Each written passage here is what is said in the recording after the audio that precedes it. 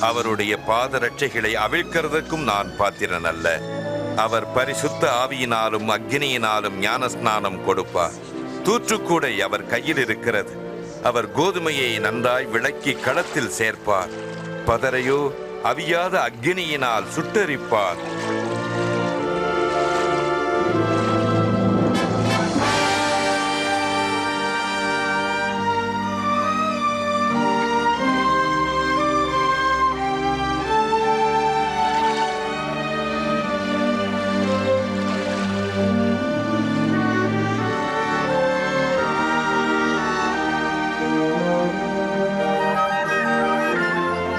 அப்பொழுது பரிசுத்த ஆவியானவர் ரூபங்கொண்டு புறாவைப் போல் அவர் மேல் இறங்கினார்.